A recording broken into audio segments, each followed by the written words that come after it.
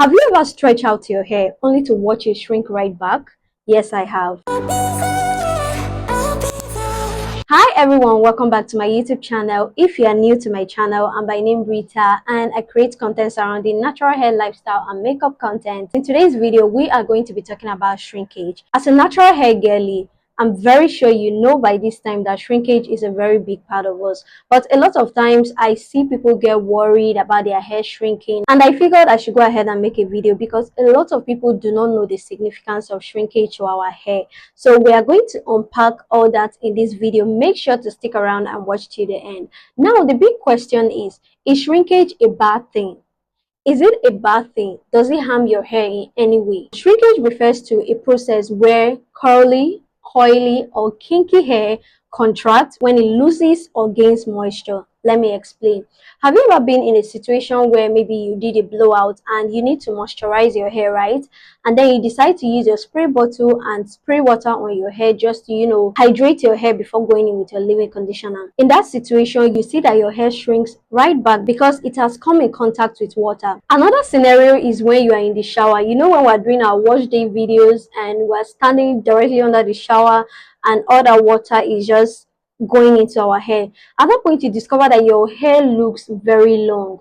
But once all that water drips out of your hair becomes shorter. So you see that shrinkage can happen when your hair comes in contact with moisture or water, or when your hair loses moisture or water. Do you now get the concept? Another thing I would like you to understand is that shrinkage affects all curl patterns. I know that people think that it's only 4C hair that experience shrinkage or only type 4 hair. No, all curl patterns experience shrinkage. The only thing is that the tighter your curls, the more severe or the more serious your shrinkage is going to be. Now, someone that has 3A hair or 4A hair, you know, those people that have those curly type of hair, someone that has that type of hair cannot compare their shrinkage to you that have 4C hair or 4B hair. I experience shrinkage, but it's not as bad as someone that has 4C hair because my hair is not 4C, it's 4B. Before I used to say I have 4C hair, but I only realized that I think last year that no, I don't have 4C hair. My curls are not that tight. If you're one of those people that thought that only those with 4C hair can experience shrinkage, no. Every single person that has curly hair or coily hair or kinky hair experiences shrinkage. The only difference is that the looser your curl pattern, the less serious or the less severe your shrinkage is. Do you understand? Moving on, we're going to talk about why people hate shrinkage so much, because sometimes when I post my video, you see that someone is asking, doesn't your hair shrink, or what can I do about my shrinkage and all that. So I understand that people don't really like their hair shrinking up. We're going to break down why people hate shrinkage. I'm going to go first with my experience. I don't necessarily hate shrinkage, but it can be very annoying. Let me give you one of the many scenarios where I dislike or I find shrinkage annoying. Okay, like I said, I don't hate shrinkage, I just find it very annoying. A lot of times when I'm blowing out my hair, and you know, when you're blowing out your hair, you can be sweating at the same time.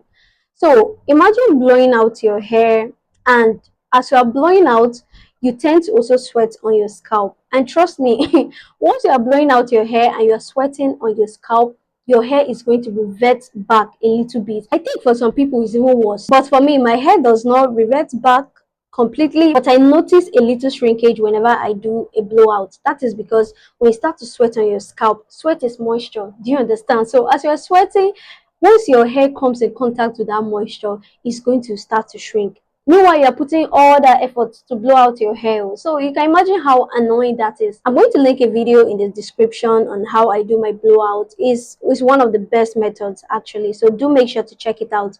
Now, back to what I was saying. When I'm blowing out my hair, I always either braid it or twist it up, because that is also going to help me. Although it's not going to stop the shrinkage from happening, but it's going to help me to some extent. So that is another tip for you. If you are blowing out your hair, always make it a habit to twist it up or braid it so that it does not shrink back completely, because your shrinkage could be worse than mine. Number one reason why people hate shrinkage is that it hides length. And I know that we are obsessed with long hair.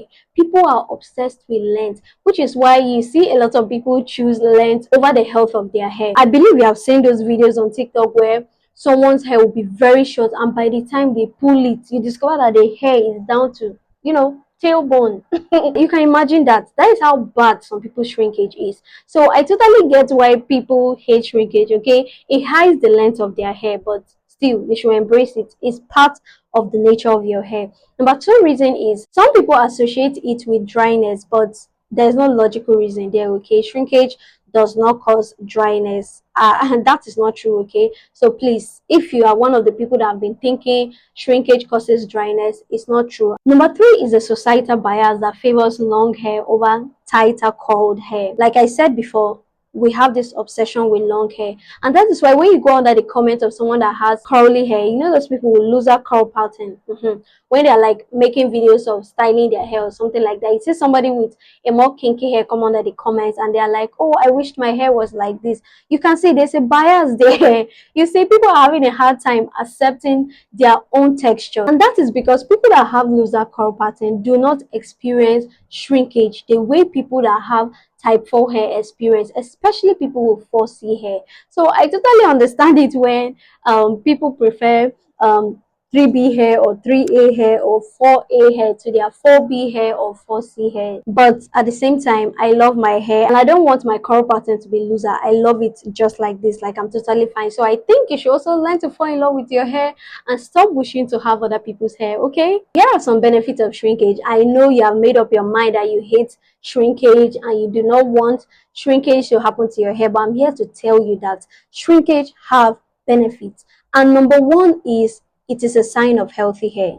If you didn't know, now you know. Shrinkage means elasticity, and when your hair still has that elastic nature, it means your hair is healthy. If you experience heat damage now from excessive use of heat tools like blow dryers, curling irons, and straighteners, you are going to lose, your hair is going to lose its elasticity, and that tells you that your hair is damaged. When your hair still has its elastic nature, it means that it is still healthy. Once you lose that, it means your hair is damaged. Number two is versatility. Natural hair, like we all know, is versatile, is one of the best features of natural hair. Whether your hair is in a shrinked or stretched state, you can style it, you can wear it in different styles, okay?